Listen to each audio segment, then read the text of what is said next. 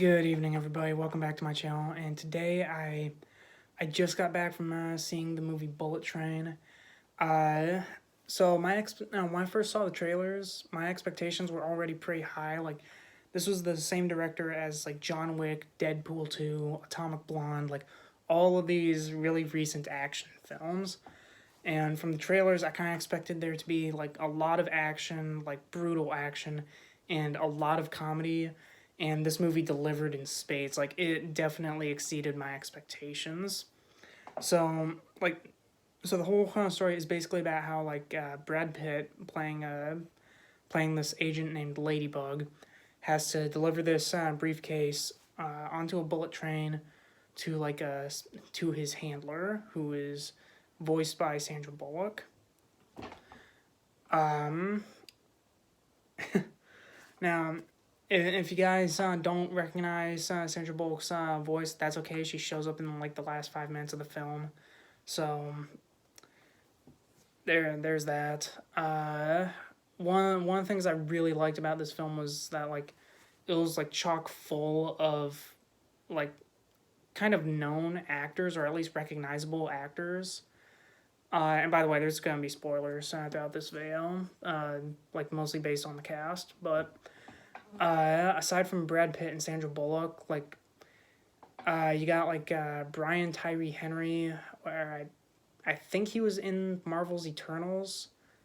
I didn't see it, but I do know him from the Child's Play remake where he played Detective Norris.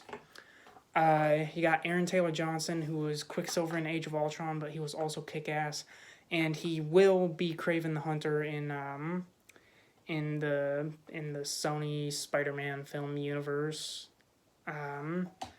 But he's in this movie. There is this really quick role of this cartel member that's played by the rapper Bad Bunny, who I think is also going to be playing a Spider-Man villain, like a really lesser known Spider-Man villain called El Muerte. That's coming out in 2024. And then you got I can't remember their names, but you got the guy who played like the Asian Yakuza boss in Avengers Endgame, the one that got killed by Hawkeye, who went on to play the Scorpion in Mortal Kombat, and he was also Shingen in the Wolverine film. He was in that, and then his son is played by the guy who played Storm Shadow in that crappy Snake Eyes film. And then you got Joey King, who I know her from The Dark Knight Rises as the younger Talia al Ghul, and then also from an episode of The Flash. So it's basically like an ensemble movie of all of these really recognizable actors and actresses, not exactly huge actors like Robert Downey Jr. or Christian Bale levels, but they're definitely recognizable. You've seen their faces in other films, superhero films to be exact, actually. But then aside from them, there's also Zazie Beetz, who was Domino in Deadpool 2, but she was also in the 2019 Joker film, where she was Joaquin Phoenix's love interest. I can't remember her name, but she was in there. And then they also got Karen Fukuhara playing this really small role of a stewardess on the train. Now she's more well known for playing the female in Amazon's The Boys, but she was also Katana in the 2016 Suicide Squad film. So yeah, it's just really nice to just see all of these actors and actresses working on the same project. People that you've seen in multiple films over the years, and it was just a really kind of fun blast because, like I said, like the action was really great. It was brutal as hell. It really earned the R rating. The comedy was pretty good. Um, I don't think this is a spoiler, but like that scene in the trailers where that one older woman with the glasses is keeping on telling Brad Pitt and Brian Tyrese Henry to like shush on the train. Um, at one point, Brad Pitt like tells her like take the day off, Karen, or something like that. I wish he kept. I wish they kept that in the film because what he says is like more akin to like an R-rated movie, like just like eat a bag of dicks, lady. But like, I wish they at least kept part of that line in. But oh well. Uh, and throughout the film, like in addition to like the whole like action and comedy, like there's like a through line of a theme of like bad luck and fate because Brad Pitt's character Ladybug, he thinks like he's known for like having all this bad luck happen to him, and simultaneously people in the film are always talking about fate, like the actor who played Scorpion, he talks about like fate was what brought him like onto that train, and like in like Japanese lore or something, like the ladybug actually takes all of the bad luck so that everybody else can live in peace. Which kind of reminds me of like the whole Sin Eater story where like somebody he takes everyone's sins and like he eats them himself, so like he takes all the sins for himself or something like that story. I don't know. I can't remember, but it was really interesting. Even though my expectations were already pretty high for this film, like with the action and the comedy, like I was not expecting like them to do this sort of like go in depth sort of with like a specific theme or topic, especially one like this. And like man, maybe that was the theme of like the original story. But I never actually read the book before I saw the film, so I wouldn't know it. But even if the whole thing about like fate and bad luck in was never in the story, and they just came up with that for the film, like they played that off perfectly.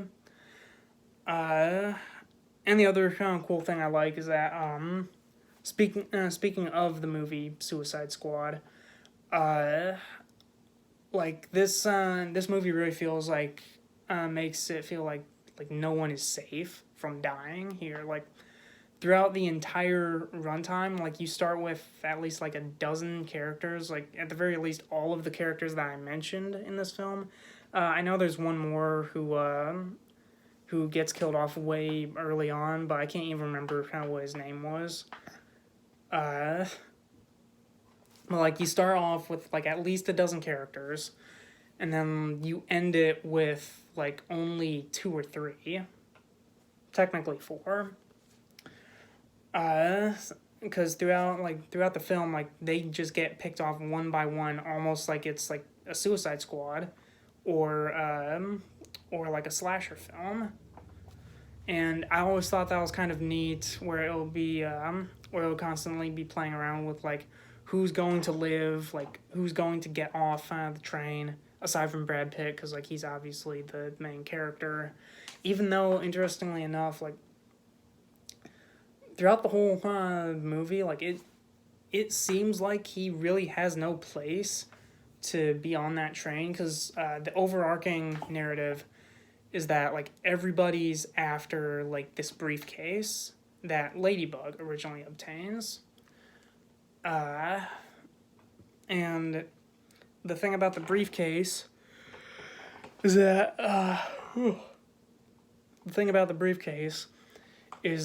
it's supposed to go to like this really big mob boss called the White Death, and there's a few people who are working for the White Death, giving him the briefcase, and there's a few people who are trying to sabotage that plan because they want to kill the White Death. And throughout the whole story, like Ladybug, Brad Pitt, he just seemed like somebody who was like just at the wrong place at the wrong time, right? If he wasn't there, then the whole plot would like just go on smoothly.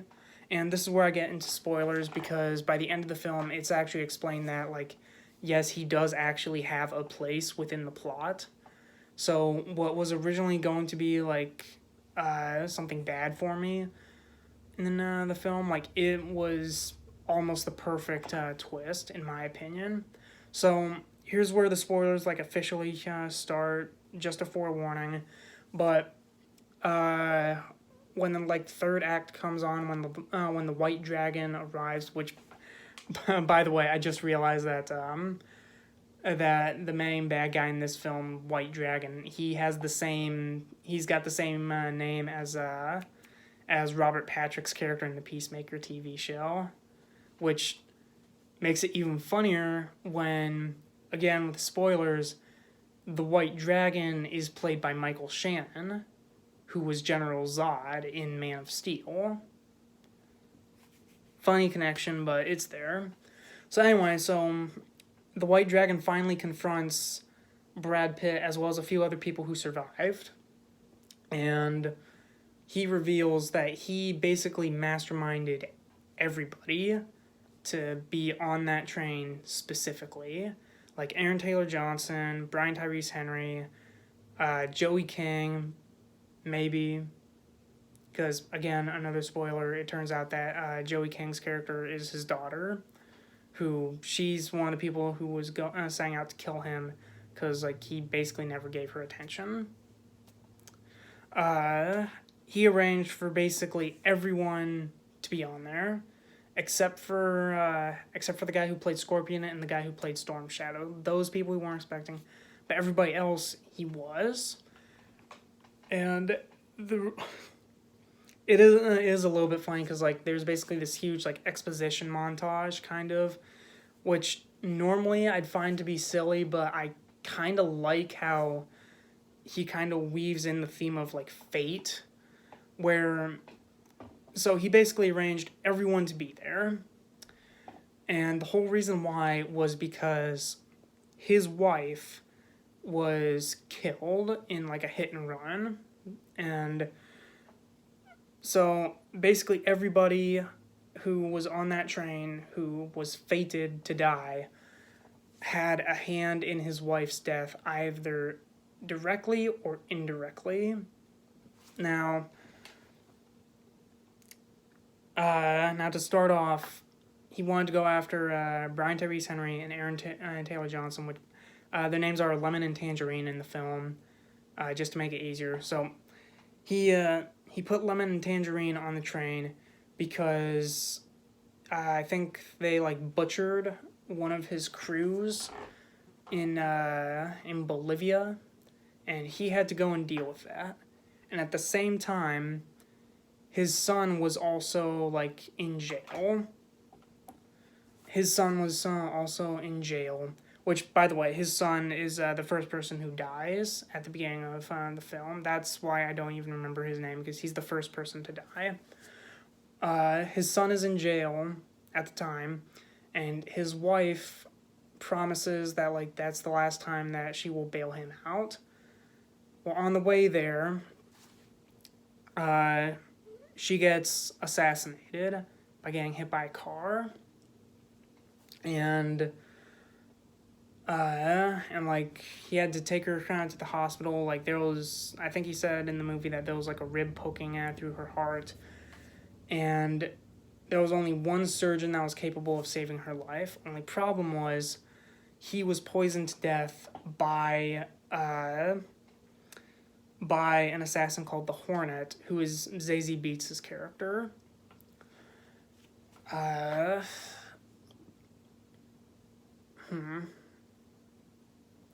I think that's about the extent to what his whole fate thing is, until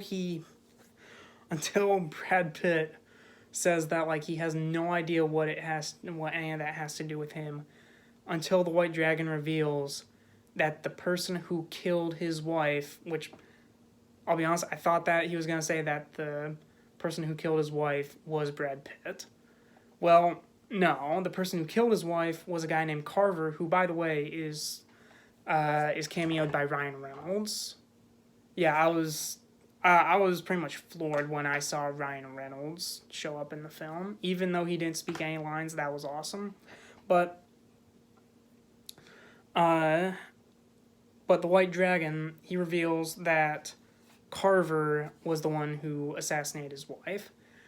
Well, Carver is the person that Ladybug Brad Pitt is basically covering for on that train to get the briefcase. So basically, he mistook Brad Pitt for being Carver. So that's basically the whole thing that like ties the whole fate thing together and Ladybug's bad luck. But after that, that's when the climax happens, where like explosions, a bunch of sword fights. The bullet train ends up like just collapsing and crashing into a city. It was a really kind of cool kind of action set piece. And while we're at it, the Japanese dubs for like songs like "Staying Alive" and "I Need a Hero," that was genius. Like after I kind of heard "Staying Alive" in the trailer, like the first thing I did was like just look up the Japanese version of that song, because like that song is good. So really the only thing that I didn't like about this film at all was I guess how little screen time that Karen Fukuhara had. Like, so after Suicide Squad, when I saw her as Katana, I thought she was okay. Like her portrayal wasn't remarkable or anything, but like I was still interested. I was still a little bit interested in the character, and like I know for a fact that they cut a lot of scenes with her, because like there were a couple in the trailers that they showed that weren't in the final film. But when I saw her on The Boys, like for playing a mute character, she does a great job in it. So I was really hoping that one of the other twists in the film at the end would be that Karen Fukuhara like is secretly another one of like the agents or whatever, who was either like A, helping out Ladybug, B, a member of the White Dragons group, or C, like just somebody else on the train that like was there because of fate or bad luck. Well, no. She's only there for like literally 3 scenes, actually. Like there's one where I think she's collecting tickets. One where like it was in the trailer where she was given like Brad Pitt like a bottle of water before he chucks it at Aaron Taylor Johnson. And then like the last scene she's in has her just getting knocked out by Zazie Beetz. And I thought for sure that there would be one more scene where it's revealed that like she's actually an agent and like she helps fight the White Dragon or whatever, but no, after that, after she gets knocked unconscious, she never shows up in the film again, even when like I said earlier, like the train crashes into a city and like it's completely busted, and like the White Dragon, Brad Pitt, and like the other survivors who are still standing on the train, like they all get out and like they show that they're still alive and stuff, but like we never see Karen Fukuhara again. So I don't know, maybe I just think it would have been nice to maybe have like at least one more scene where like just to at least show that if she was still alive or not, because like the way it looks, like she just got knocked out and then just stayed knocked out while the train crashed and died. I don't know. As Deadpool would say, that's lazy writing. But other than that, this film was great. It's honestly probably my favorite comedy of the year, because like this is the first movie in a really long time where like I laughed really hard. Uh, like I've laughed, laughed hard and laughed the most during this film, and like even with like my penchant for like dark humor in films, like there were a few instances in the movie The Black Phone that I laughed at, but like actual comedy that's supposed to be comedic, like there's not a lot of fun movies that have made me like just bust out laughing in the theater, and like this film did that. So kudos to that for doing that. Also, as a side note, I think that I like to think of this movie as being like sort of like a testing, sort of like sort of like a trial run for Aaron Taylor Johnson and Bad Bunny for playing like their Spider-Man villains. Like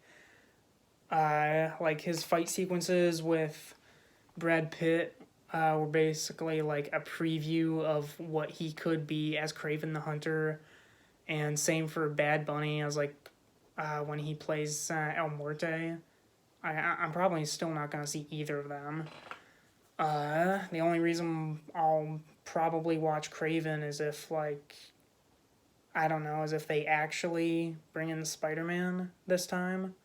Like they already tried it with Morbius, and that failed to the point where the movie bombed twice, and they even removed the Vulture's scenes, which were already moved to the post credits, by the way. uh, I don't know. It seems like Michael Keaton has been getting the short end of the stick lately.